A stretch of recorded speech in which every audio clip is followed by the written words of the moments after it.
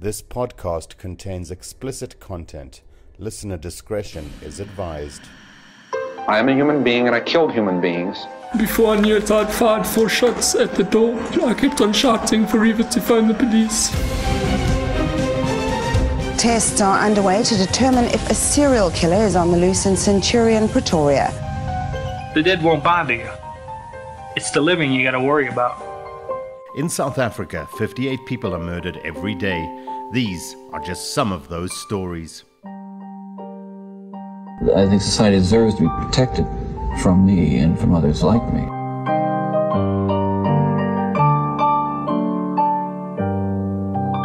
My name is Paul Vivian Llewellyn. I'm a journalist curious about Africa's killers, criminals, and the cops who catch them. Joining me to discuss crime on the continent, as always, is Gerard, the former cop and current head of LNS Threat Management, who led the investigative psychology section of the South African Police Service from 2001 until 2016. In his time there, he worked on over 300 serial murder and rape cases, and he is the profiler.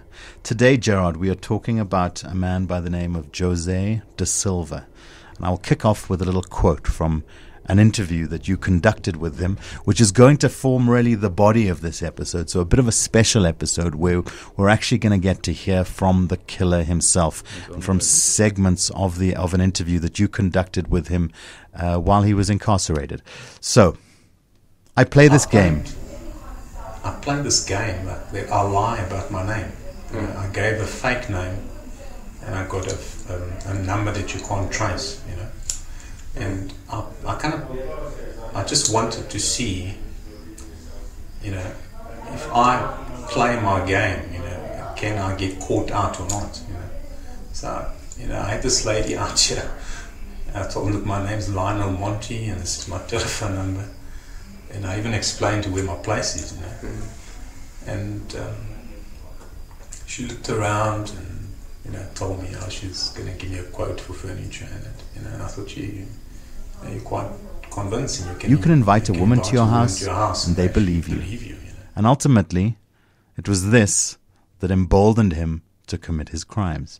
Let's talk about Jose da Silva. How did you first come to hear of this case or come across this case? Yeah, so this case is, for me, a very interesting one for a couple of reasons. Firstly, it was my first ever crime scene that I attended. I had joined the police in the 1st of October 2001, and this was early in the following month, November 2001. So my very first crime scene, I'm new to the game, never seen a dead body before, etc. So that is the one interesting thing. Okay. And then, of course, again, the fact that the interview that I did was literally, I think, it spanned from, he was caught on the 8th of January. Okay. I'm interviewing him in his house, in the very bathroom where he committed the actual murder that we're going to get into. What year was this? 2001. Yes, okay. So I started interviewing him on the night of the 8th of January, and I think we finished at 1 or 2 in the morning of the 9th of January in that bathroom where he killed her, about just 140 minutes. So the interview we're going to hear, you are actually speaking to him in the bathroom where he committed the crime? Yep. Okay. Yeah.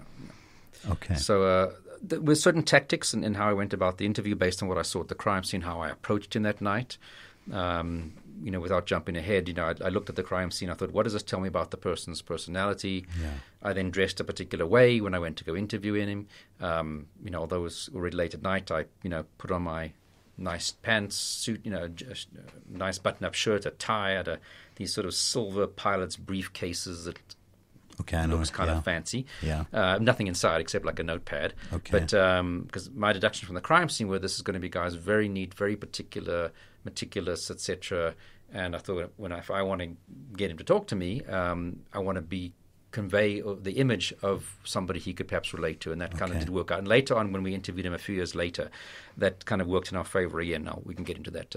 Okay. Just before we get into the actual listening to some of the segments of the interview, this is the first crime scene you've attended, and you've seen this dead body. How do you compare your kind of emotional reaction to that scene to the Gerard sitting here today? Can you just put yourself back in that moment for a second and just kind of talk to us about how you were feeling? What was your reaction to that crime scene? Sure. Personally. It's a long time ago. And you're a lot more jaded, and you've seen a lot more death and destruction since then. I don't think it was, in a way, surreal. It's literally, we're standing on the edge of a busy highway. This body's lying face down, completely naked. Literally, her fingertips, I think, are touching the tar of the highway. So clearly, obviously, saying the guy wanted the body to be discovered. So in a way, it was surreal. It didn't feel like it was a dead body, and there's, you'd think there's hundreds of cops around. Nope, there was, I think 5 or 6 people, around at the time. The crime scene person, me, I think my colleague Elmarie Myberg was still at the unit. So it's kind of not what you're expecting based on what you see on TV. Yeah, adrenaline. Cars are still driving by. Probably there's no sort of queue of vehicles slowly driving by. Sure, they probably can't even see what we're really up to. Okay. So that was again just like this sort of surreal, and I realized very early on. I mean, I have a lot to learn, so I kind of shut up and listened and watched and sort of did what everybody else did. Okay. I think more nervous than going to do something wrong than I am worried about too much that there's a dead body there. Okay. We're going to go to the crimes. We're going to start off with from a portion of the interview where you're kind of getting into the crime and talking about his actual first murder, and he's talking about his actual first murder. Can you just set the scene up to that point? Just contextualize Jose and his kind of evolution as a criminal up to this point that we're going to introduce. We're going to play the first clip of the interview. Yeah, so he was about 35, if I recall correctly, at the time when he committed this act and when he was arrested. And like I said, he was arrested very quickly. I mean, it was barely a month and a half, 6 weeks before he was actually caught. So he'd lived pretty much, grown up most of his life in Pretoria and Pretoria West. He went to a school called Burger Wright Primary School, which I'd never heard of before.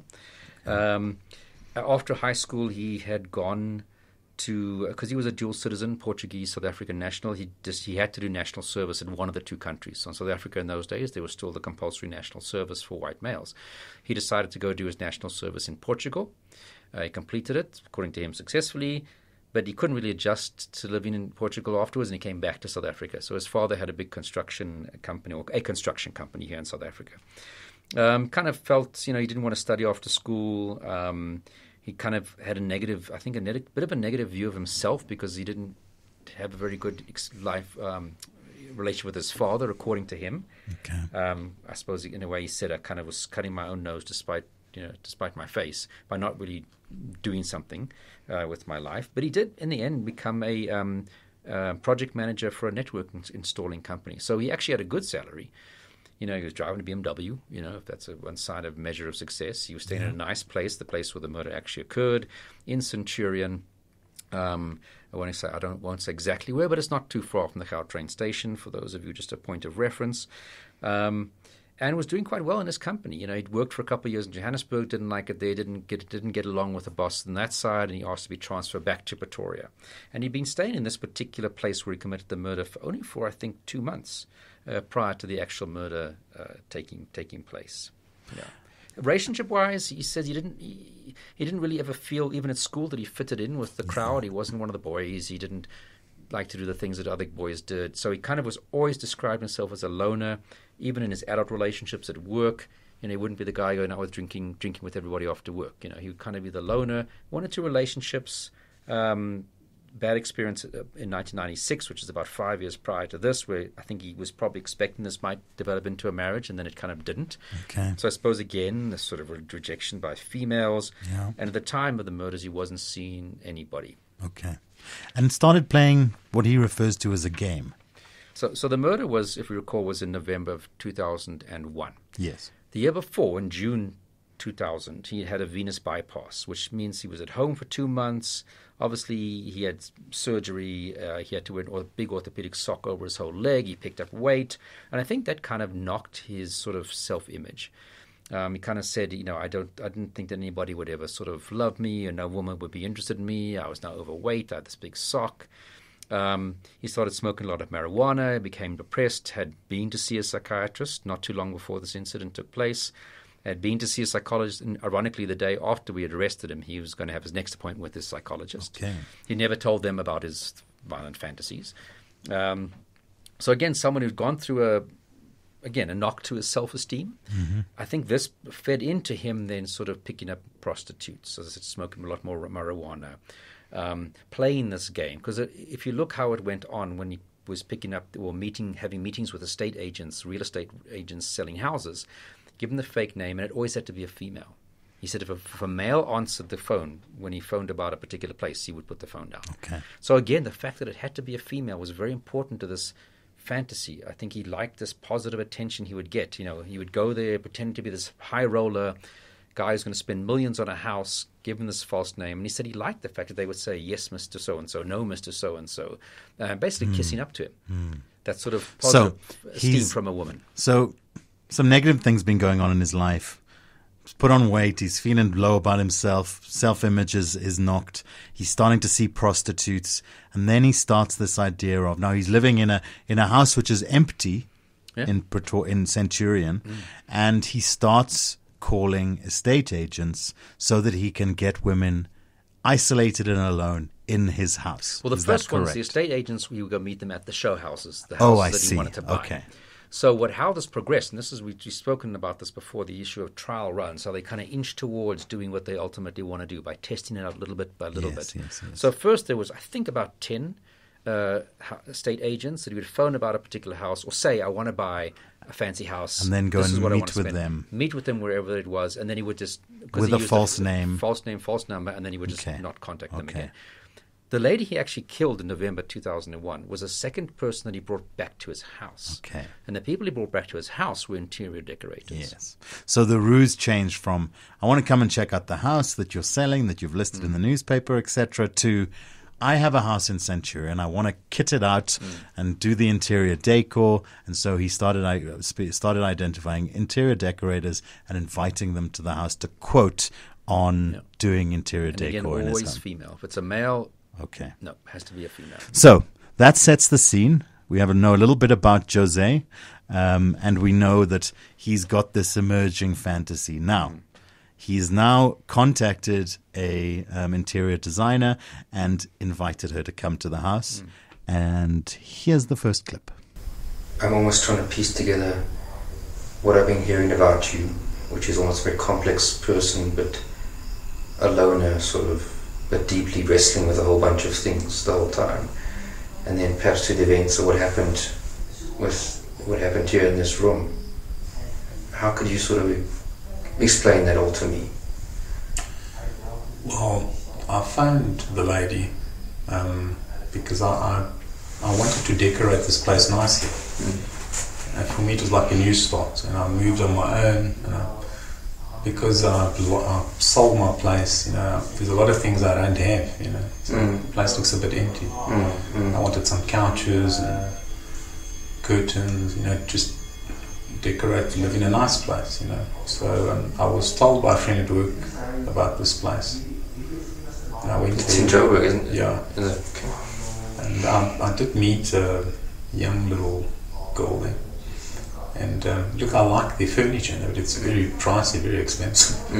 So I thought, look, I don't think I'm going to afford to decorate this whole place, But I'd like some tips or like a quotation or something. What will it cost if I wanted something specific, Like those couches. Those are not just, I could afford couches around the corner, but I was looking for something that's nice. I think you should buy yourself something nice. And well, I organised with the lady to come over to give me a quote. We drove, she parked her car inside, and I also parked my car. This was during the day, it was during working hours. I made an appointment with her, and What day was this of the week, if I may ask? I think, if I remember correctly, it was a Tuesday. Because I spoke to her and then, asked her when would it suit you to come and see me. She said Tuesday. Was this the first decorator that you had contacted? No, before that there was another decorator, a bit of a chubby lady. The same place? No, it's another place. Can you remember what that was called? The House of Wood. It's here in Clubview. Oh, House of Wood. Yeah. Can you remember her name? I can't remember her name. I can remember her appearance, because they gave me a business card and said, look, she's a furniture decorator, whatever you want to call it. And she came around, but I played this game that I lie about my name. I gave a fake name, and I got a number that you can't trace, And I just wanted to see, if I play my game, can I get caught out or not, So, I had this lady out here. I told them that my name's Lionel Monty and this is my telephone number. And I even explained to where my place is, And she looked around and, told me how she's going to give me a quote for furniture and and I thought, you're quite convincing. You can invite a woman to your house and they actually believe you, And was that the first time you sort of tried this sort of game? It was like fun for me. I pick up the phone and I said, look, my name is Mr. So-and-so. This is where I stay. If I, what's the word? If I didn't want to be caught, I would lie about my address, or tell them I stay somewhere else, or meet them in the middle of nowhere, And I even paid this lady's appointment, because after she was here, I didn't do anything to her. That wasn't the agenda that I played in my little head. I just wanted to see. When was that? Sorry, I interrupted you again. I think I saw her before this lady. Long before? We're talking like weeks, days? Maybe weeks before. I can't. Okay, look, dates and all of that is. Look, it was already when I was living here, which is the 1st of October. Yeah. And I thought, this woman, she believes me that I'm looking to decorate the place. In a way, I did want a quotation, how much it's going to cost me to decorate, but then at the same time, I can't afford it. She started talking about thousands of this and that, So I played along, I said, look, send me a quote and tell me, and I even went and paid her consultation fees. Because afterwards, after that little game was over, I phoned and told her, look, I'm not interested, I actually want to go, and I made some excuse, I want to go on holiday, I'm not going to buy furniture. She told me, look, you still owe me my consultation fees. So I went and paid her and gave them my cell number and all of that, So it was, what's the word for it? I'm not sure about the word, if it's a game or what I was, like phoning estate agents and meeting them and going with them and pretending that I'm a buyer, That's something you've also done? I've met estate agents. Well, not yet, I just pick up the phone and say, look, I'm Mr. So-and-so, I want to buy a house, can you show me around? And, look, I lie about my name. Has that been since you've moved into this place, or was that before this place in the past? Or? No, it was after I moved to here. I don't know for what reason, if it's loneliness or if it's just boredom or being mischievous. So you would actually go and meet them at the said house or the show house? Yeah, but I would drive with my car and that. I wouldn't try anything funny. I would just lie about my name. Nobody needs to know that my name is Jose. That is why I had another phone, because people can't trace you and phone you and ask, hey, listen, are you still going to come buy the house, or are you still interested in furniture and all that? And I got away with it. People actually believed me, that I was looking to buy a house, and then I would just make an excuse and say, look, I'm not interested. But I never did anything to these people. I didn't attack them or touch them or rape them. It was more like a bit of excitement, during my working time, I could for half an hour pretend that I'm a buyer, and I couldn't believe that people are so gullible, that don't check up on you. They believe your name is, I could make up as many names as I felt like. Okay, so this is the game we're talking about here, the emergence of this game, and ultimately this will lead to murder. So here he's talking about the fact that he's not raping people, he's not doing anything illegal, let's say, per se, but he's starting to experiment with this fantasy of his. Yeah. So again, I mean, this fits in the concept of trial runs as you incrementally do more and more and more, leading up until your ultimate sort of crime. It feeds in quite nicely with his need to get this positive affirmation from a female. Treats him very nicely as if he's somebody in charge. Again, perhaps power-related issues. What's interesting when he talks about that first interior decorator, she parked the car outside of his house. Before her, there was another decorator, a bit of a chubby lady. I can't remember her name, but I can remember her appearance. Okay. That's quite interesting that's what he remembers about her, or that's how he describes her, which I think, again, fits in that the victim has to look, it has to be a female. Remember, he says he doesn't want men coming to his house or helping him with the house sale. So, again, fits into that sort of, it has to be a certain type of victim. Okay.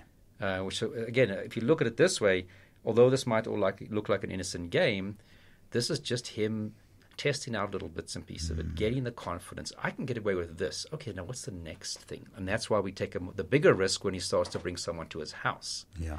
And that very first interior decorator that he did not harm actually says, when she was traced and interviewed, says, yes, she remembers going there, and she remembers in the bathroom, and this is the bathroom where he killed the second lady.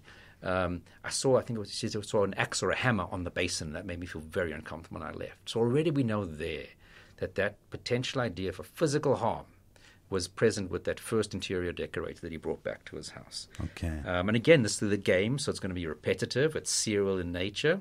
And where's this game going to end up going to? And we know ultimately where it did go to. All right, and we will come back then to some more clips from the interview after the break, and we'll really get into his first crime and hear him talking about his motivation for why he explains that the first murder happened, and actually what took place over the course of the first murder.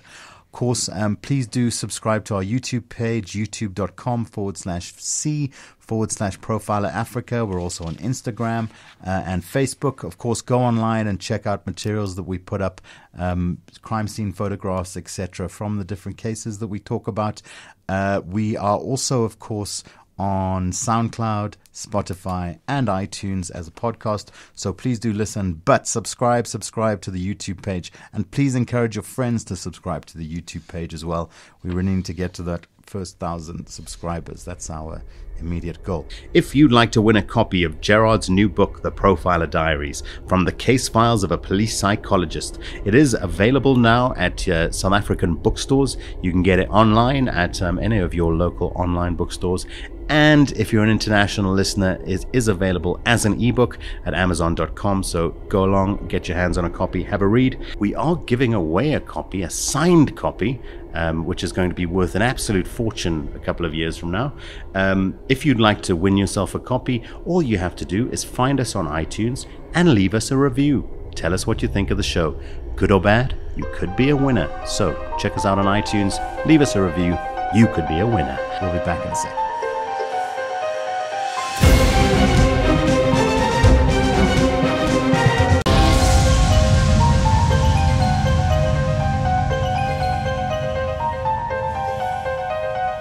In South Africa, 58 people are murdered every day. On Profiler, we discuss the crimes, the criminals, and the people who ultimately caught them. Today, of course, we're talking about a serial killer by the name of Jose da Silva, and we are very fortunate to have segments of the audio from a lengthy interview that Gerard conducted with the killer at the crime scene when he was caught and identified. We're going to jump right into the second clip. So where we've gotten to so far, Gerard, of course, is that we've got Jose, a man that's, displaying this kind of emerging fantasy. He started by engaging with real estate agents, using a fake name, going to look at properties. He's now flipped the script on that a little, and he's got his house in Centurion that he's now inviting interior decorators to come and look at, under the ruse that he wants a quote on interior decor for the house. And here we rejoin the conversation where Gerard has asked the question, it sounds like it was a thrill to get away with it. Well, you see, but I didn't, even though the opportunities were there, if I wanted to do something, to rob or rape, or, that wasn't my agenda. It's not why I would, do these things, go buy change my number, and make up another name, and let's think, okay, what am I going to do? Okay, I've been the estate agent or the guy that's looking for a house, let me see, call someone to the carpet cleaners or the curtain person, the lady that did the curtains or something, but it wasn't, it was just, I don't know what the word it is for it, because, I would lead people on, and then the moment I realize that they are convinced, then I would leave it, I would drop it, like going to a house with an agent, she shows me the house, and I would jokingly tell her, I think this is the house my wife and myself are looking for, and people just get ecstatic about it. They wouldn't leave you alone. They'd phone you the next day. And meantime, I was just laughing, thinking, I don't want to buy a house. It was just a game for me. I don't know if it's boredom, if it's the excitement of being incognito, of pretending that you're another person. That you put on a tie and people think that you're a wealthy guy that's coming to buy a house or whatever. But on this day, this lady did something wrong, because she insulted me when I showed her my place. I told her, look, I want to decorate my house, and she thought that I lived in some mansion or some palace. She kind of just gave me the dirty look, why are you wasting my time, kind of look, Is that when she was here? Yeah, and she didn't think much of my little place. Was it just a look, or was it something she said or did? Well, she treated me like a little kid, a little boy type of disrespect. She's some snotty, upper class, Santon person, and I just pretended that I didn't hear that, that she didn't get to me, and I just decided, well, I'll teach you a little lesson. I went to get a stick. I had a little club in the garage. Was she in the house? Yeah, she was looking around, and I just waited for her to catch her in this position where it would be difficult for her to just run out, and I just gave her a good shot on the head. She dropped, and then I realized, shit, now you're really, this game that you've been playing, is, what are you going to do now? This woman is going to get up and go to the cops and, get you into trouble. So, yeah, I tied her up, I closed her hands, and then I thought she's going to scream. Okay, so we've gone from the game suddenly taking a dramatic turn based off the interaction with this woman. Yeah. So, I mean, what I really get out of this is how he tries to make it her fault. All you had to do was sort of do what everybody else does, but you insulted me. And I seriously doubt that she said anything that would jeopardize her maybe getting a client. So it's, again, his perceptions and perhaps his rationalizations that he needs to take the next step. Because if in one of the later portions, he also kind of comments things like she was semi-militaristic, a dictator type of girl with this thing under her arm. All she had to do was what the other ladies did. Just make me feel like, hey, you can have a nice place. Maybe you don't have lots of money, but we could make it nice the way you want it to look.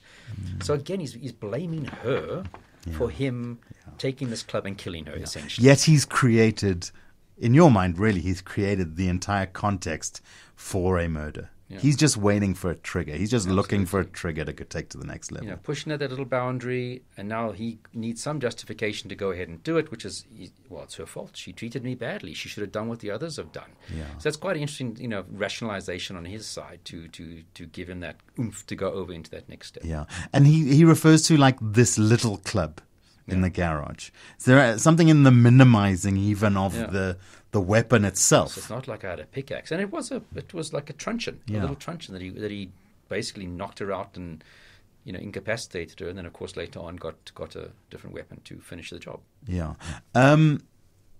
When you're interviewing him, do you get a sense of his mood as he's explaining this portion of the crime? Is there a sense of any relish or a sense of, is he just being matter of fact? Talk to us a little bit about your kind of reflections on him in the moment as you're conducting the interview. Again, he spoke very comfortably. I didn't get the idea that he was sort of relishing it and getting pleasure out of recounting the whole event to me. And you can hear from the sort of excerpts that you listen to now how he was communicating in that time. I think, again, what struck me with Jose, I was about the same age, roughly, if I recall correctly, at the time that I was interviewing him. He could have literally gone to the same school as me. Yeah. He's an English speaker, first language. I obviously spoke Portuguese also, but he literally could have been one of the guys at school with me. Yeah. So in a way, there was perhaps that maybe worked in my favor, a comfortableness with him in that conversation, and you can hear it's sort of very matter of fact. He's going into what happened, not in a overzealous way. And again, from my point of view, very grateful that he was prepared to talk to me for 2 hours about what he was thinking, because this is for a psychologist. When you talk about getting into the mind of the killer, this is really helping me get into the mind of the killer. Absolutely. Even if he's using his own little rationalizations and justifications, that's important to know and understand and see, because you can sometimes, when you're interviewing the next offender, use those little justifications and rationalizations to get them to admit to what they've done. Yeah. Okay. All right. Well, let's jump back into the interview then. In the next clip, we're really going to just hear more of the crime unfolding. So take a listen. Yeah, I was good too. I wasn't nasty. I didn't hit her. I didn't rape her. I gave her water. Tried to speak to her. Look. I didn't know what to do. Why did I do that? Because you can't hit somebody and then the next, if you tell her I'm sorry, I don't think they'll believe you. They'll think, shit, this guy's a psycho or something.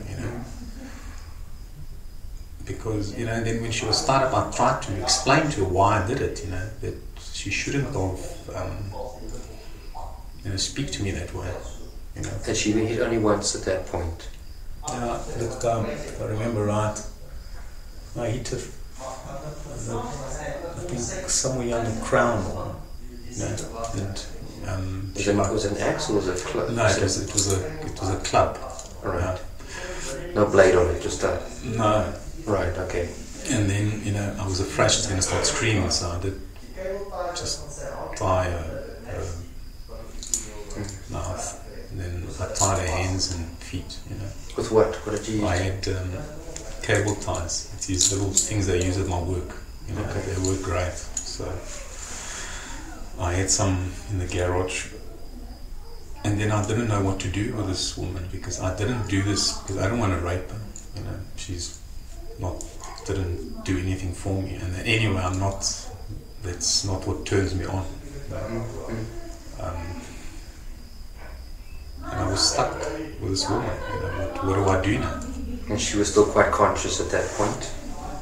Well, she was a bit, I think maybe I hit her a bit too hard or something. Was she bleeding? Not badly. Not like the whole place was full of blood or anything. Was she sort of lying? She lied. She fell on the floor, and I got some blankets because she told me the floor's cold, so I put her on the blanket. I used to give her water when she got thirsty. And, she was clothed? Yeah, okay. I didn't take her clothes off.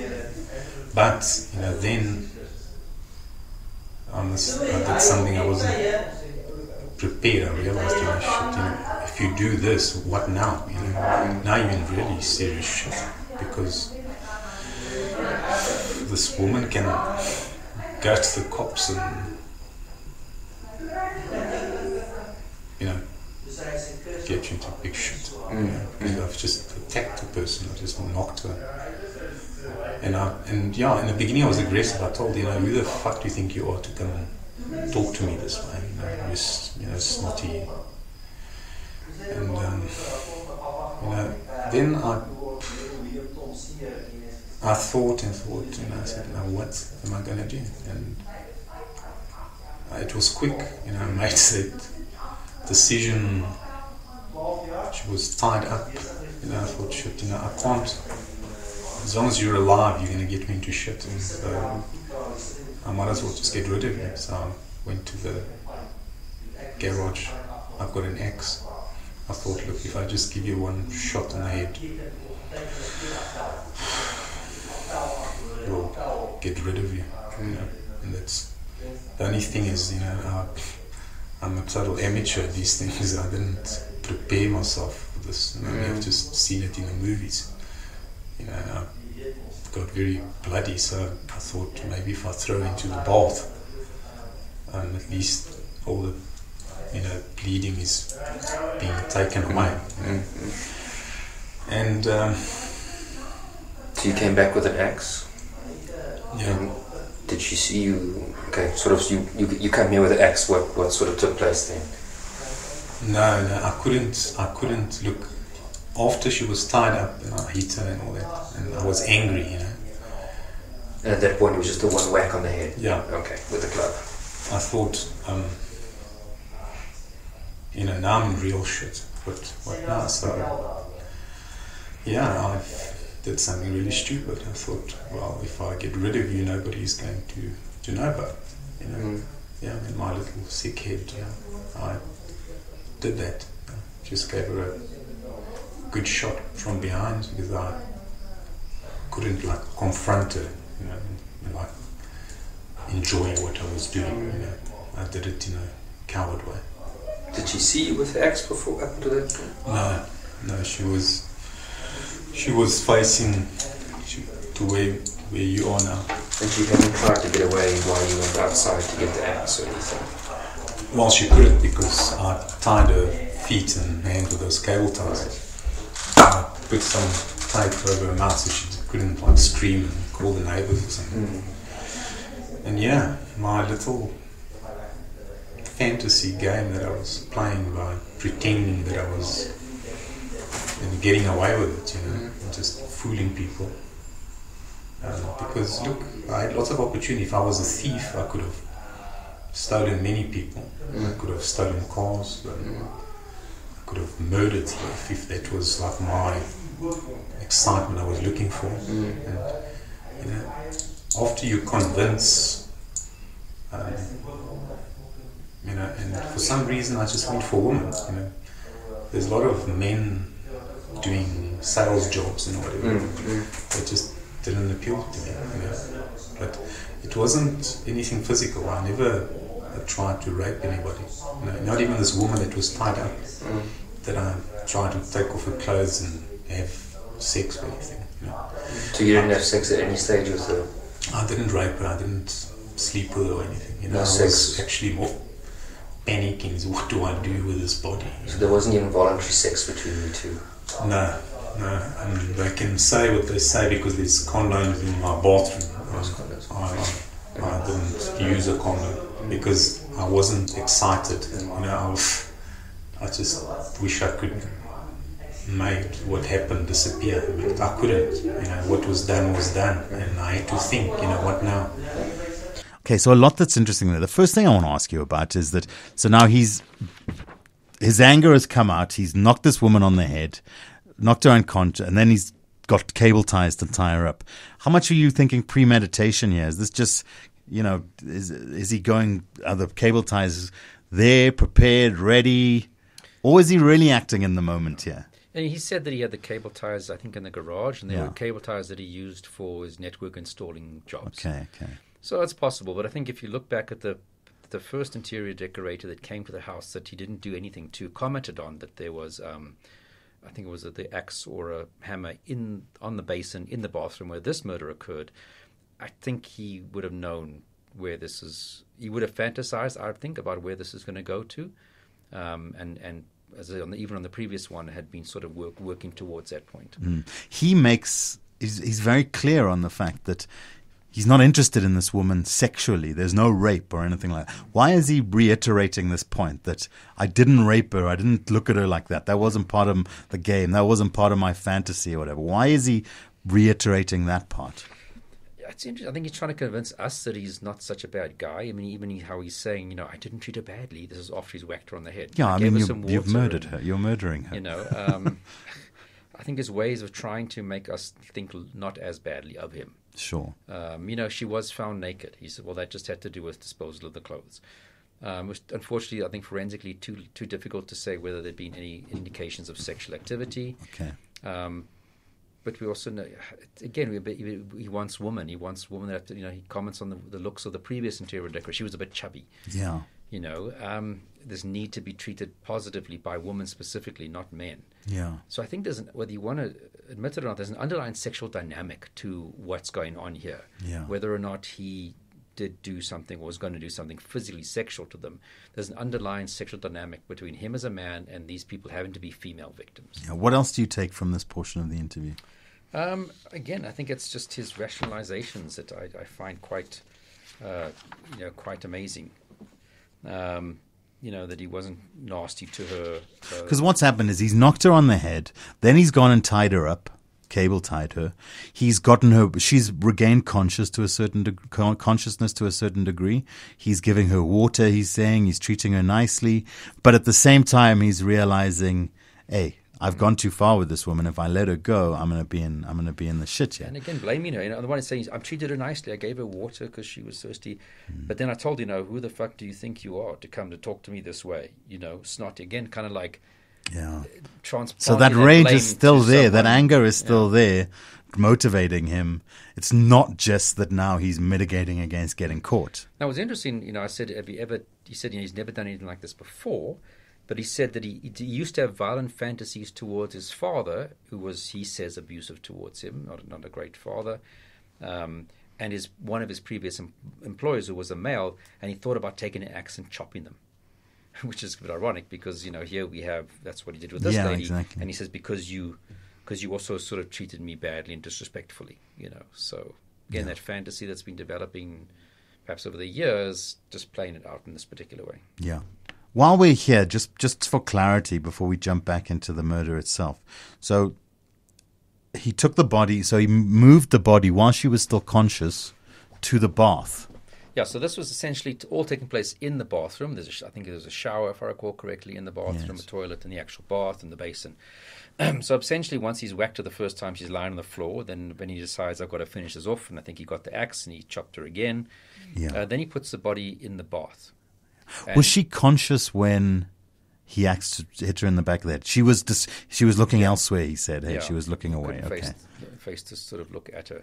Now, it's interesting when we went back with the forensics team and we sprayed back in those days luminol, which is the stuff that reacts. Because if you look in this bathroom, you can't see any traces of blood. Yeah, no indications that anything untoward had happened. Okay. So, of course, you bring forensics in and you can only spray luminol when it's dark, so we did it at night. And you could literally see as that guy starts with this hand sprayer spraying the luminol on the ceiling, you could see what we call cast or spatter. As you know, obviously with the axe having blood on it, and he swings it back over his shoulder to get another swing, and it casts off the blood onto the ceiling. And you could see these sort of splatter stripes, if I can call it that, as you can tell each direction that he pulled back and thrust the axe back down. And that was kind of creepy. And then as we kind of sprayed the whole bathroom, and it's glowing from the reaction to the blood that's being cleaned up. And then we start to spray on the floor, and we can actually see on the carpet, because it was an ensuite bathroom, as this forensics guy is spraying, Andre Massain was spraying the luminol on the floor, you can actually see there's stripes of obviously blood had been drag marks in blood that are not moving down the passage to out the sort of flat, is where he stayed, but are moving towards the cupboard. And we could actually see when we opened the cupboard and we sprayed the luminol, you could actually almost see the position of her body with her legs curled up. So at some point, he had kept her in the bath for, I think, a day or so, but at some point he dragged the body and put it in the cupboard, and then before disposing it. Now, he never spoke about that. Okay. But that's something that, that did happen. We could tell forensically that for some reason he didn't want to mention why he had put the body in the cupboard. Do you think he had an intention of killing this woman when she walked in the door? Is it really that the kind of the incidents that, what happened in the course of this engagement with her that he made the decision there and then? I think he knew that this was where his fantasy wanted to go. Okay. Like with the first one where it didn't happen, maybe he didn't have the courage yet. Yeah. Maybe in his mind she didn't say the right things that would give him the justification to go ahead and kill her. Where this one in his mind, he said she did. She treated me badly, snotty, like I'm a little child. She was the militaristic dictator. And that gives him his little justification to take it to the next level. Yeah. So I think he knew this was a possibility. It's going to happen at some point when he gets the right courage and the right time with the right victim.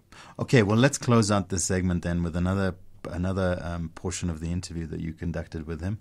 And essentially where we join the conversation again is where now he's explaining that she could have avoided this. All she had to do was what all the other ladies did and just be nice to him. Yeah. Well, look, I put her in the bath and I said, look, Joes, now there's no turning back now, my friend. What the fuck are you going to do now? Because you have just done something horrible. This woman pissed you off, so you fucking just got rid of her. I didn't have any strategy and plans because I never planned to. It wasn't part of the games I played, by changing my number and giving people fake names. In any way, if I wanted to get away with it, if you think as a criminal, you would most probably get a house that's not yours. Nobody can trace it back to you. She almost fucked things up by changing the rules. She? Almost fucked things up by changing the rules in a way, without her realizing that she played a different game. Well, all she had to do was just, do what all the other ladies did. Because she was about the second interior decorator. It was just, make me feel, hey, you can have a nice place here, and maybe you don't have a lot of money, but you can, with time, make it look the way you want it to. And, then I was stuck with this dead woman in my bath, and I froze, I wasn't this criminal-minded person at all. I thought, shit, what the fuck now? What do you do with a dead body?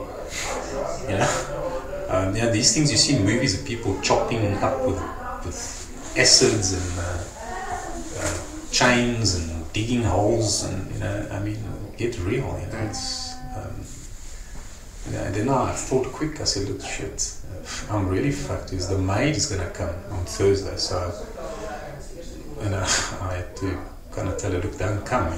So even though I sit with all the dirty washing, and I was like paralyzed. I couldn't. I didn't know what to do. What now? What's the next step? And then I took her out. So I put her on a blanket. She was lying there with us. What do you call those things? Those beanbag things. Beanbags. So how long was she in the bath for? Sorry. She was a full day. Okay. I took all these things and I just put it out because I couldn't stand these very ones. Yeah, I couldn't stand watching, a dead body. She was clothed. Yeah. Okay. Yeah, and I wasn't excited or not that inclined, even by blood and that kind of stuff.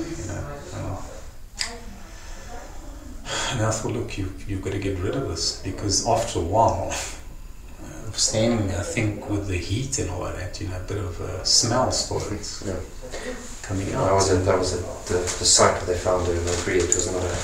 And what I did is, First of all, I couldn't look at her face. I couldn't turn her around and look at her. I tied her where her head was gashed. I put a little cloth to close her, and I took this tape and I taped it just to keep her head. Was she taped after she was dead? Yes, when I took her out of the bath, and I kind of I wouldn't say I cleaned her, but because I left her bra on, I couldn't even take her bra off. The clothes, I cut them off because I forgot that a body goes hard after a certain period. I didn't have that experience, so I had to rip it off, cut them off. And how did she get cut on the one ankle? She had a little gash, sort of almost a little. Look, I know I tied her feet with it, and those are quite horrible. They're quite mean. Those black ones that are in the garage. Yes. Okay. So maybe I made it too tight, and I also tied her hands, and I tied it on the front, not behind her back. And look, then the smell. I thought, shit, I took some pipe and I put a piece of pipe in her anus because it was smelly, and I also thought maybe of her mouth, but I taped her whole head, so the smell kind of dropped, and then I'm still stuck at home with the dead body. Was the bath full with water at that stage? Yes, That you cleaned her or not? Look, after I drained the water, I had to take her clothes off. She had trousers and a top, I think, because it was all bloody and all that. And I put her in that blanket, and then I thought, shit, what do I do now? I'm stuck with a dead body. And yes, I got rid of a car because I thought maybe. I'm not into stealing cars. I didn't want a car. I drove it up the road and I locked it and threw away the keys. I didn't even leave the keys on. Most people would, hope somebody steals. And then I disposed of a body. One night I said, look, Jose, I don't forget about the movies. Where they throw bodies into dams and dig holes, and I think you was just throw it away, just get rid of it. So because she was on a blanket, I dragged her, put in a boot, and it was very horrible. It was very late at night, little traffic. I just threw the body out, and I thought, nobody is ever going to find out about it. We'll be back after the break. Subscribe to our YouTube page and tell your friends.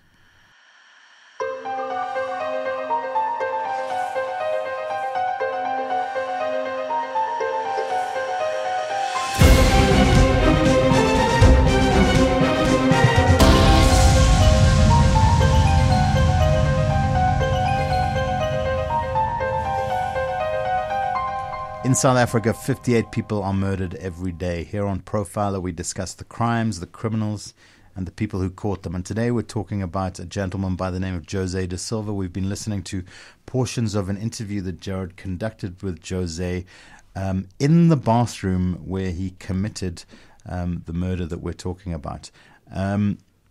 Your preparation, we talked a little bit earlier about your mindset going into the interview.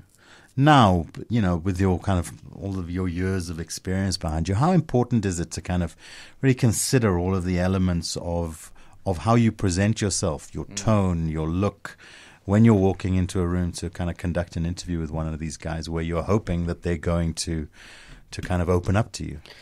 Yeah, I think that's where we don't train our police very effectively about how to prepare for an interview, how to approach an interview. A lot of research actually says that there are quite a number of people who have arrested for a wide range of things, not necessarily a murder, are quite prepared to testify, to confess, if you don't screw it up by being an asshole of an interviewer. Nobody wants to confess to someone who's been an idiot to them. Yeah. So again, I think there is an art and a science behind proper investigative interviewing, and it starts with looking at, for me, if it's a murder scene, what is this murder scene telling me about this individual? Yeah. And what's interesting is couple years later, when I was doing training on the serial murder course that we spoke about before, one of the investigators, Captain Ken Speed at the time, was attending the course, and he said, we had some murders of real estate agents in Cape Town area in the Western Cape, and they wonder if it's not him. So I said, well, why don't we go after the course today and go to the prison and see if we can interview Jose? And because we were on the course, we both were in tie, again, neatly dressed. Okay. And Ken looks very much nerdy, kind of responsible kind of guy. And so we go interview Jose, and he didn't even remember me. When I said, hey, do you remember I interviewed you for 2 hours in the toilet? He's like, no, he didn't remember that night at all. But anyway, so we start chatting. And in our sort of conversation with him, he says, I don't mind speaking to you guys because I can see you guys are professional. You're neat, you know your job. Yeah. Not like that guy that arrested me. What's his name? Captain or Pine Pinar. Okay. And Pine Pinar, who was investigating officer, was your typical, if you imagine your 80s murder and robbery cop, he had that patched leather jacket, the little mustache, snort pencil mustache. Yeah. He spoke very broken English with a very thick Afrikaans. So you're almost like a stereotypical cop, but obviously a really great cop. Yeah. And it's like, and that guy, this is the guy who caught Jose da Silva, and he kind of had a negative view of Pine because of how Pine dressed and he spoke and the way he behaved. So again, I think it just reiterated that Jose really at least found some link between me because of the way I approached him and the way I was dressed and how, I suppose you could say, in quote unquote, professional I came across. And he kind of, I'm happy to talk to you guys because you're very professional. Yeah. So again, I think you starts off by looking at your crime scene. How can you use that to your advantage in terms of how you approach this individual? Doesn't always work. Maybe Jose would have spoken to me anyway, no matter how I was dressed. But I felt that's the best way to approach him. The follow-up interview a couple of years ago, he kind of confirmed that. And even when I got to his house, it was very neat, very meticulous.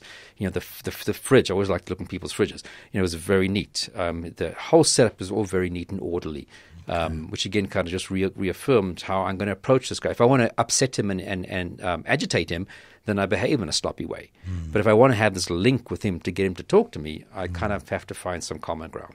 Which raises the question for me, if he is kind of meticulous, just how he goes about his daily life, neat and tidy, meticulous, why does it feel like from the clip we heard before the break that once he'd commit, that there was not a lot of organization around the actual murder itself, that, this was kind of a passionate moment, in his words, where he reacted to this woman in the moment and then was left to kind of figure out the cleanup and the disposal after that? Why wouldn't there have been there's a consciousness that he's potentially leading to some more serious crime? Why is he not planning that far ahead to account for what will be required of him when he gets to that point?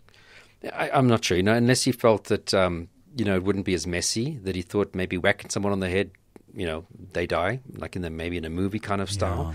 Yeah. So I'm not too sure. The reality is of how messy it is and, how difficult it actually is to move a body that's literally dead weight and to clean up blood. Had he thought he's going to go that far, maybe it had been his fantasy. But was he really expecting to go that far? Again, just pushing the little boundaries, and perhaps that just came faster than he predicted. I don't know. It's a good question. I should have asked him that. Yeah. Thanks, Gerard. I try getting one good question at least an episode. So he's now gone and kept the body in the house. We know that he's put the body in a cupboard for a couple of days because he can't really stand the sight of the body and doesn't know how to deal with it, I guess.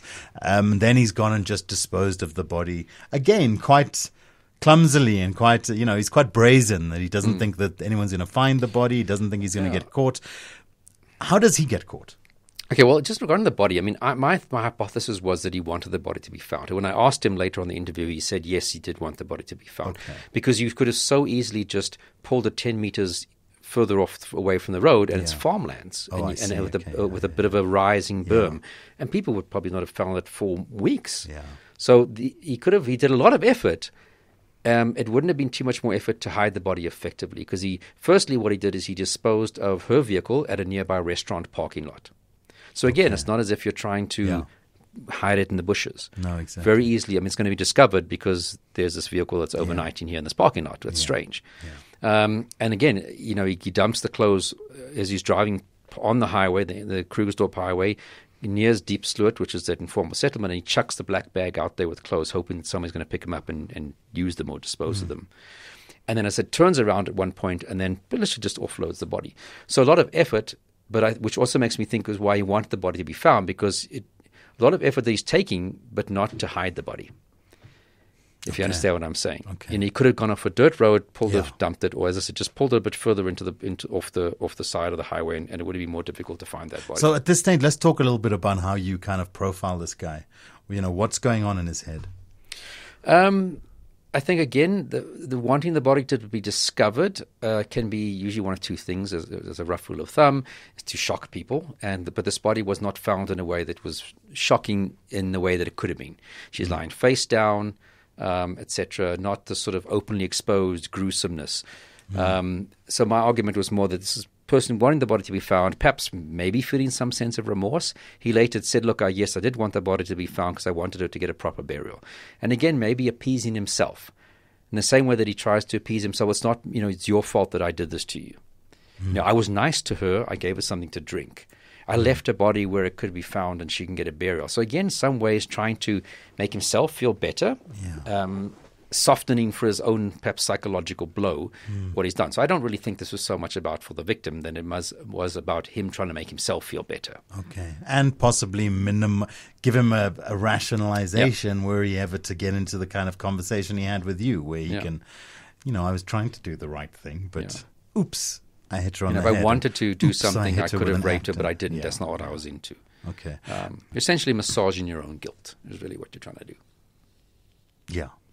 Now, let's go back to this question I asked of how he got caught, Gerard. How was he caught? Again, it's just good basic police work. Okay. Following up leads, phone calls, the cell phone calls. Obviously, they looked in her diary. Who did she have a meeting with? Because she would have written it in that she had a meeting to an appointment, etc. So it was primarily the cell phones that got him into a lot of trouble, him thinking that these pay-as-you-go numbers are untraceable. How did you come to conduct the interview in the house, in the bathroom? So essentially, when Pine Pino arrested him that night, him and his partner went to his house and arrested him. No tactical team of 20 different cops with camouflage. Just two detectives went and arrested him. We'll change that when we're doing the reenactments on the TV show. Okay. And then they called in, she was then a senior superintendent, Leonie Russ, who was from the forensics unit, to come and do some more sort of, to get involved in the case. And she called me out and said, look, I think it's a good idea to get Gerard to come and interview Jose. There was no need for me to testify in court because there was overwhelming evidence against him and in the case. So I was asked to come in for that point of view. So very grateful. How do you feel about interviewing him in this bathroom as opposed to interviewing him back at the station in your own environment? There's always a call as to where do you do the interview, on someone's home turf or on your turf. Do you want them out of their home environment where they're uncomfortable because it's your interview room versus comfortable in their own spot? And I think that's a case-by-case situation, whether you feel one's going to work or not for the other. It's probably the only time I've actually interviewed. So it was also unique because they arrested him at his house and they kept him there while they were busy doing whatever they were doing, and they called me out to the house to interview him. And normally if we were called in, he would already be taken to the station, so you wouldn't be interviewing them necessarily at the actual house. So I think it was a unique constellation of circumstances that kind of played out. Like I said, it was my first interview of a murderer. As I said, this would be my first crime scene. I don't think I would do it differently. If I had that opportunity in that way, he was comfortable. I thought it was obviously make the crime scene very real and live. Yeah. Was it essential for him to talk? Did they got him to talk to me? No, I think he probably would have spoken to me whether I was sitting in his lounge or back at the station. For me, I felt this was the opportunity. Also, if he's prepared to speak to you, I also think, you give the guy too many hours in between and then he might change his mind and he doesn't want to talk to you. So if you've got a guy who wants to talk to you, you've got a guy who does confession, you go right there with it and you take it. Yeah. You don't risk that because now maybe we decide, okay, let's not do it here, Jose, let's go back to the station. That could be an hour or two's time. Yeah. He's had some time to think about it and think, actually, no, I don't want to talk to anybody. So I'll take it from when I can get that interview, I'll take it as soon as possible. Yeah. Does it have an implication on whether or not these conversations can be used in the following court case. Yeah. So obviously, as a policeman, if you want to use interviews for potential court purposes, you have to give the person their warnings. He'd obviously been arrested at that point and given his constitutional warnings. And I did say at the beginning of the interview, he doesn't have to speak to me; it's his choice. And I did know it was being recorded, and I did know that it's not a confidential conversation. I'm the police, and I'm part of the investigation. Could that have been still used as a confession in court if it was being necessary? I think they could have used it. Other situations where that has happened. But normally, interesting thing when it comes to confessions, if he was to confess to you, a member of the public, automatically that would be admissible in court. As a policeman, I have to make sure I've given him all these necessary warnings beforehand. Okay. But there was just overwhelming evidence against him that it wasn't even necessary for me to testify in court. An interesting thing at the trial, he insisted on testifying in Portuguese or having a Portuguese interpreter, so everything in the trial had to be interpreted into Portuguese, which I think was him just more screwing us around because his English was as good as mine. He's gone to English-speaking schools. Always these elements of control with so that really does frustrate the process because it takes much longer, and you've got to find a Portuguese interpreter for the whole trial. There's expenses. So again, I just think a big screw around, really. Yeah.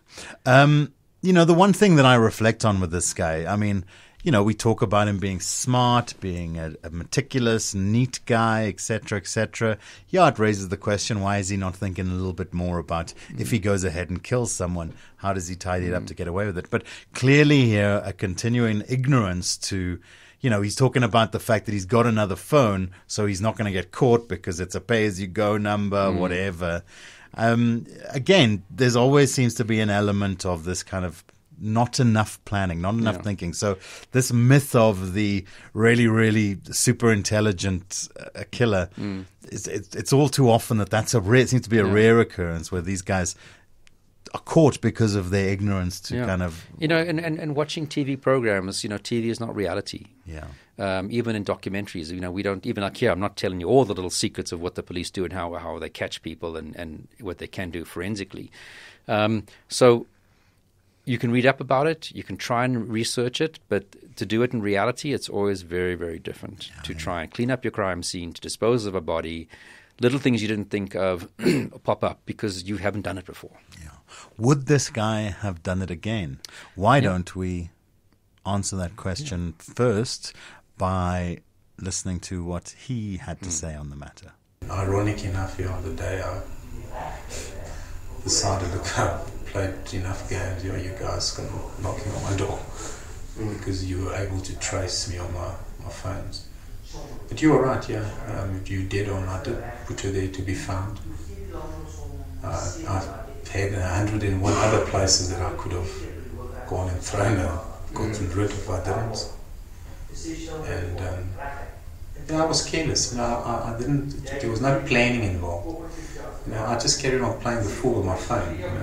So I didn't even think about being traced. And I thought, well, they're using a fake name and changing numbers.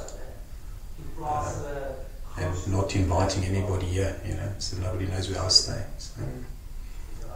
So, look, what would have happened if she was like all the other ladies that I just played the game is, she would have climbed in the car, driven back, and I would have phoned her the next day and said, look, I'm not interested, But for some reason, this lady just kind of rules wherever she comes from. She was most probably king of the house or king of the hill or whatever you want to call it. It's probably dominated men, and she just picked the wrong guy. And in a way, I'm glad you guys got me, because I was afraid that I might do something stupid. And that has crossed my mind. Will you do something again? I hurt somebody just because they say the wrong thing, something like that. But for a split second, I cut away all emotions and feelings. I just thought, well, fuck you. That's your attitude. I'll teach you something. Yeah, and look, I've cooperated with you guys. As you see, I didn't even bother hiding the evidence. This has happened how long ago? Months ago. And I, in a way, thought maybe one day someone will come and pick me up. If I wanted to get away with it, first of all, I wouldn't keep the evidence in my garage. How do you feel about all this that's happened now? How do I feel? About what happened and what's going to happen now, and with the whole process now that the cops have got you. Well, now that the cops have got me, because you seem quite, at peace, calm. You say you've been cooperative, which is a great help, obviously. I have been cooperative because I think being uncooperative is more stupid. They got to me because they must have traced me.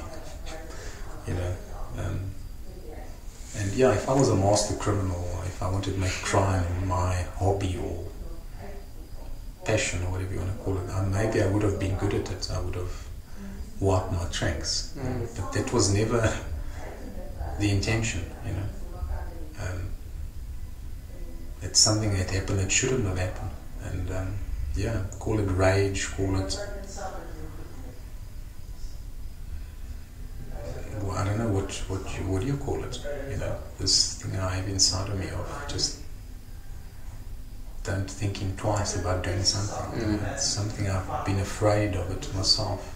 Because I think I've always thought if you really push me hard enough, I will. If I have an opportunity, I'll get rid of you. Okay.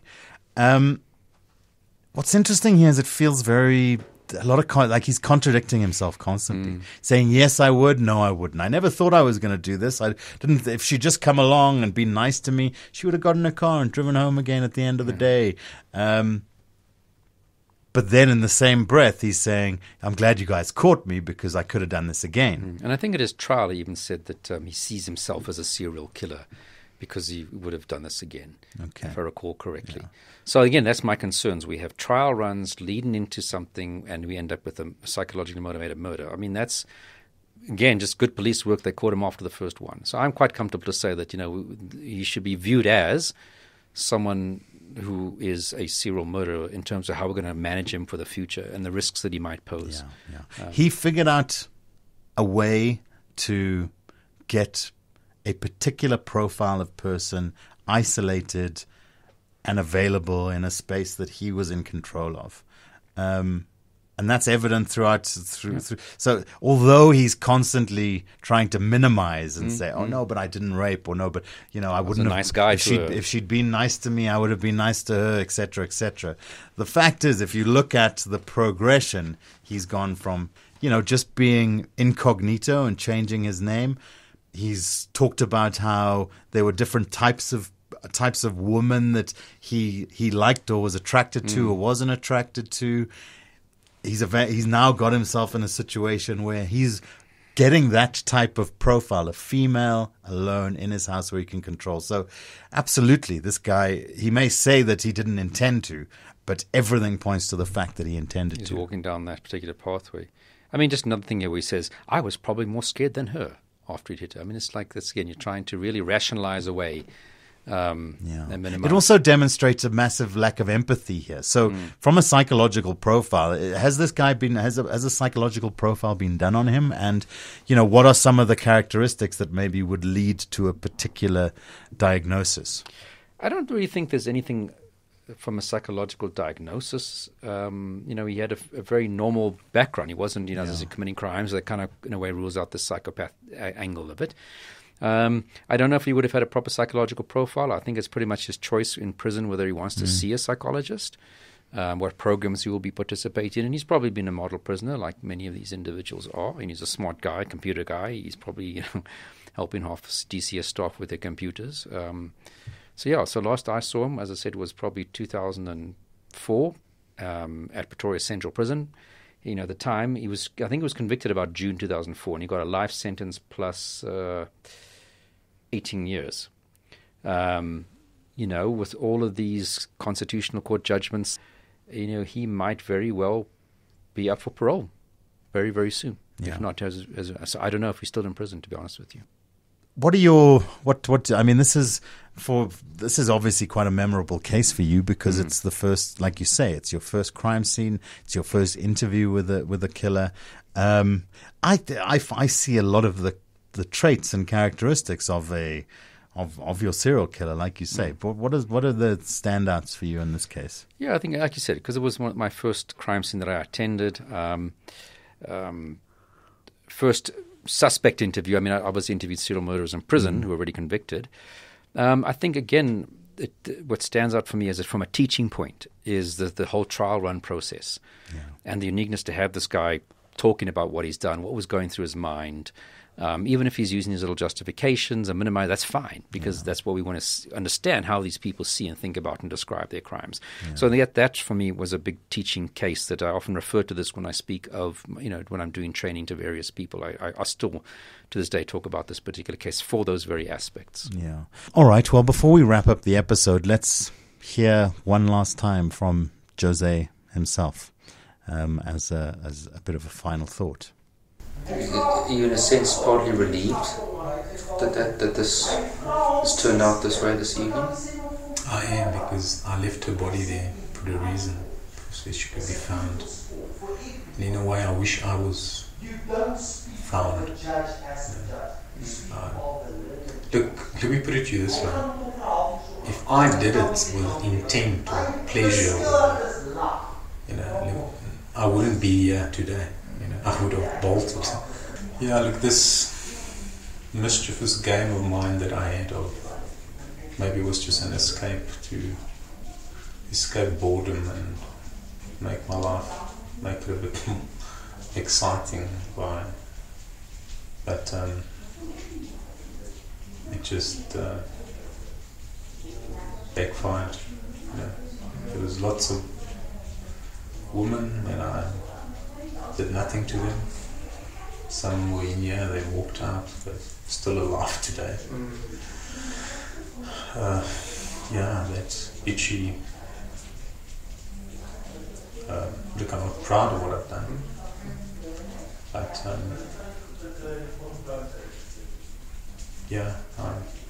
kind of thought this would resolve. You guys would get me and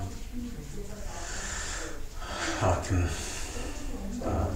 Look, I need help. I'm not a normal person. I might look like one, but believe me, deep inside of me, I have nothing inside of me. Sure. Yeah. If only we'd had cameras in that bathroom with you, Gerard, when you were interviewing him, because what a unique opportunity to speak to the killer at the scene of the crime. It must have been just an incredible experience. Let's wrap up the episode then. Thanks, guys, for tuning in once again. Of course, you can check us out on YouTube, www.youtube.com/C/Profiler Africa. Get on our social media pages as well, at Profiler Africa. We're on SoundCloud, Spotify, and iTunes. We're going to end this episode with Jose da Silva reflecting on his future and what's to come for him. Thank you, Gerard. We'll leave it to Jose to wrap up this episode. We'll see you again and pleasant dreams. You asked me earlier on about the future, what do I want, and I don't really have a clue, it's the first time I've never in my life dreamt that I would be in this mess, that I put myself in. Maybe in a way I think maybe it's better because what other future do I have? Just carrying on being this weird person, Look, basically, look, I don't know what's going to happen, but if I've got an idea what do you do to people like me that are just so-called normal and not so normal at the same time,